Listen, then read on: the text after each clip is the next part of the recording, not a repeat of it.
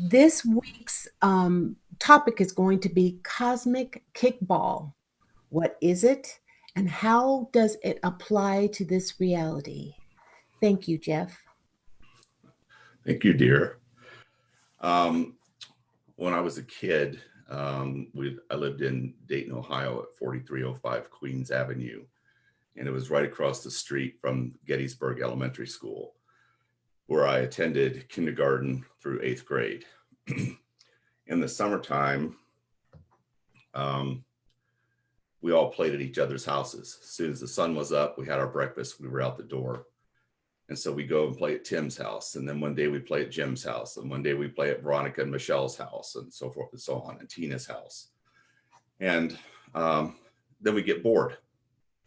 But we all knew each other. Okay. So we knew their parents, we knew their brothers and sisters, we knew their family, we knew what was going on. Everybody knew everybody on the block. So we played at everybody's house, we get bored. We'd say, let's play kickball. All right. So the word would go out around around the block, and we'd say, okay, in an hour we're going to meet and we're going to go play kickball. So we'd meet at Tim's house, all of us, a big group of us, and we would cross the street and go onto the grounds of the Gettysburg Elementary School, and we would walk behind the school, and back to the lower right part of the school was a series of ball diamonds, and we usually played on the first one there. So we go to a ball diamond and we'd pick teams, and so there would be a home team and there'd be a visitor team. And then for the next couple hours, we would play one hell of a game of kickball, because we wanted those bragging rights, right? We beat you, nah, nah, boo, boo, I beat you, all that kind of stuff. And then the game would dissolve after we had a good time and there was a victor. And then we would all gather together, cross back across the street, go back to our homes. Next day, we get up and we play, we go play at somebody's house or do something else. That's the way we whiled away the summers, okay? Because we had nothing else to do. So we got outside and played. So that story is significant because when people start working with me and they begin to step into their personal power and they begin to attract or activate their personal sovereignty, the first and most important question is always, what am I here for? What am I here for? And so, I tell them, you don't find your mission finds you. Your purpose and reason for being here finds you. And the way you do that is you follow the next thing that interests you. So if you're attracted to something, you go and learn it. If you're attracted to a skill or an activity or something like that, you go and learn it and pay attention to it. And then one day you will quite naturally fall into the reason you're here, and you'll look back and you'll see how all the dots connected. Okay. But that's how you find your mission or your purpose. It would scare you.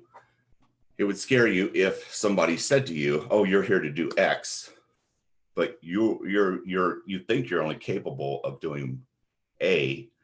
How are you going to get from A to X?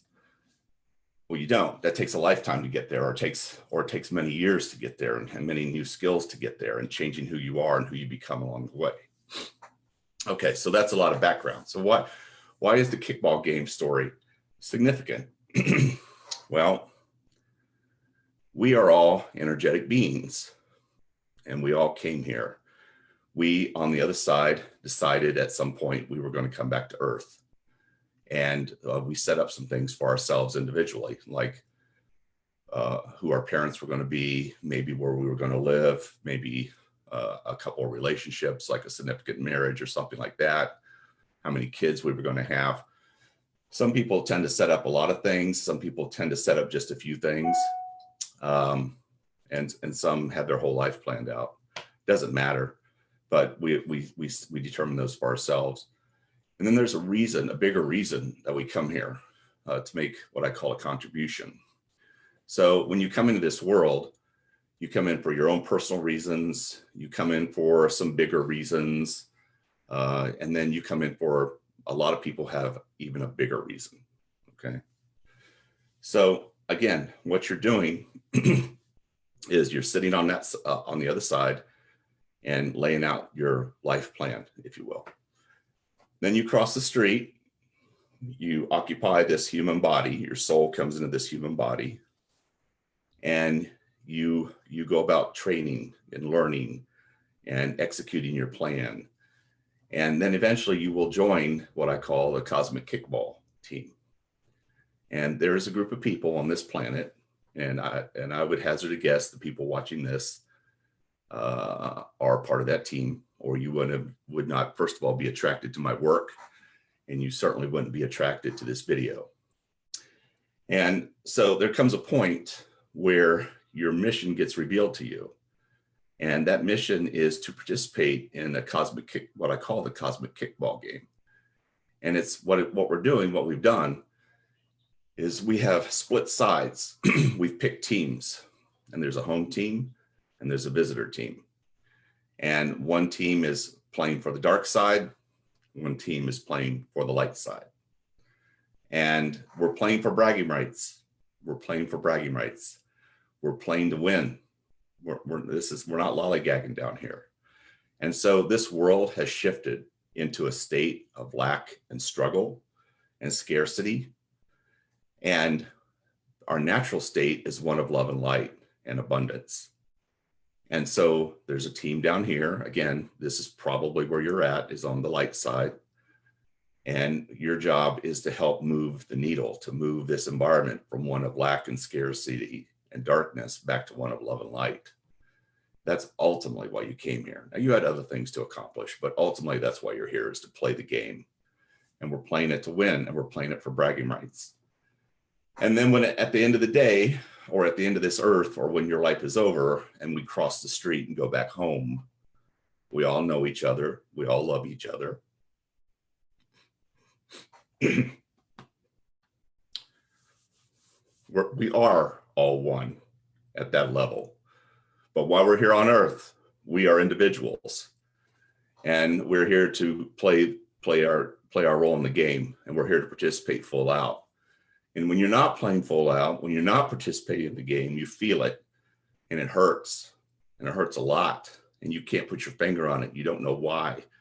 It's like you have this nagging, aching feeling or thought or emotion that's always with you, but you don't know what's happening. And that what it is that you're not living into your mission. You're not being who you came here to be or doing what you came here to do. So the cosmic kickball game is the ultimate goal. There's a long road to get there. And what I've noticed in people's journeys is I call it the power of full engagement. Okay. So, and this is what I did on my personal journey. I had 12 years of basically recovering who I was, remembering who I was, remembering my sovereignty, rediscovering my sovereignty, getting my life back, if you will. Because I came here and jumped full into, the world in general and everything it had to offer. But then I had to remember who I was, a spiritual being having a human experience. So for the power of full engagement, to really get that sovereignty, to get your power back, you get your health back first, all right? And that's physical, mental, emotional, and spiritual. That's exactly what my work does. It gets your health back, physically, mentally, emotionally, spiritually. Now you can do it other ways. I had to do it. There was nobody available to me that could do what I do. So at the time, it took me years. It took me 12 years to move through this process. It took me 12 years to move through something I can move an individual now through in less than 6 months, probably for most people. But you got to get your health back, physical, mental, emotional, spiritual. Once you've done that, first you heal. That's that. Next, you rest. Okay, so there's a resting period. And that resting period is like a holding pattern that we go into. And we're just kind of relearning what life is, relearning what this world is, re-examining everything about our existence. And so during that rest period, that can be, I've seen for some people that rest period is as short as 6 months. And for other people, it's as long as, 4, 5, 6 years. Okay. It depends upon how much damage had been done.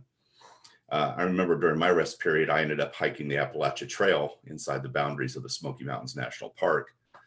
And that was one summer. And my other summer, I had a 2-year rest period. And the other summer, I hiked every trail in the state of Ohio. Now I would give anything, almost anything, to be able to go back and take that kind of time off and go hike. But I'm too excited about my work now. So that's got me occupied.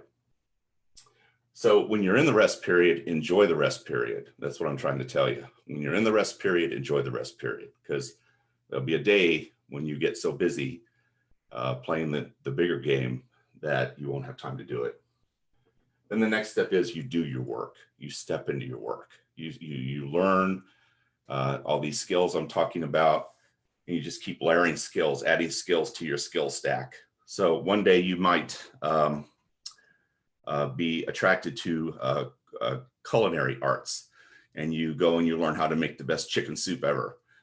And then you learn that, and that lasts for 6 or 12 months, and you love it. And then all of a sudden you lose interest in that. And then one day you get an interest in knitting Afghans, and you go learn how you're the best Afghan maker you've ever seen. And then you lose interest in that. And then you get into real estate for some reason. And you understand how to buy, sell, lease, remodel real estate, excuse me. and then you get tired of that. And then one day you're walking down the street and you see a homeless person, and you get this idea that, wow, what if we could have a self-funding homeless shelter that funds itself and maintains itself and helps these people get off the street? So you go find a building to buy. The way you're going to fund it is by teaching everybody how to make Afghans. And the main staple in the kitchen is the best chicken soup in the world. And you can also sell that to make some money. And now all of a sudden you have a self-sustaining community that you created. Now, if I had told you that was your mission, you would go, there's no way I could pull that off. But now that you've done all these skills and added them to your stack, and then you look back, you can see how every step along the road lined up to your mission, to your purpose. Like, that's what I mean. You find your mission, or you don't find your mission finds you. So just take the next step and the next step, even though you can't see the whole staircase.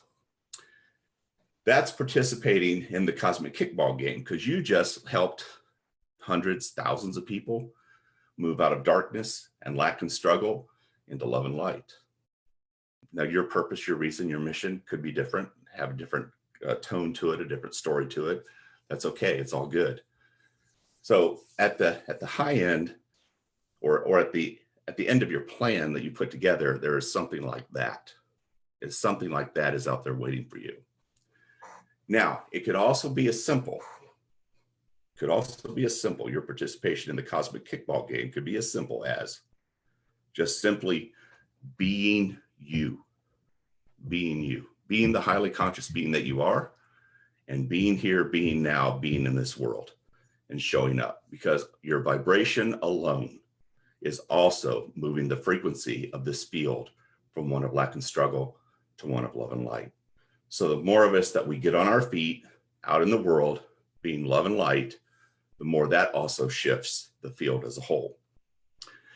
And you think about it, the analogy of the kickball game is pretty accurate, because how else would eternal beings, which you are, while away eternity, which you are, how would you while away eternity? Well, you set up theaters of experience. And that's what this is. This is a magnificent playground, a magnificent playground. Jesus said heaven is at hand. And I firmly believe he meant heaven is right here, right now, right here in this moment. And I've seen it over and over and over again. Heaven truly is right here, right now. But most of us are so boogered up, so covered up, so messed up. Not permanently. That's not who we are at our core, but that's what's happened to us. It's been done to us. It's been given to us by this world, by the dark side. Undo that. First you heal, then you rest, then you do your work. And then that's when you do your work is when you're getting on the field and playing the game for keeps. All right, sweetheart, that's all I've got. Thank you, honey. I am so glad that you're on my team. And I'd like to invite each and every one of you all you cosmic kickball players to join our email list. I will list it at the bottom. Opt in and stay in the know. And until then, until next week, we will see you. Have a wonderful week. Thank you.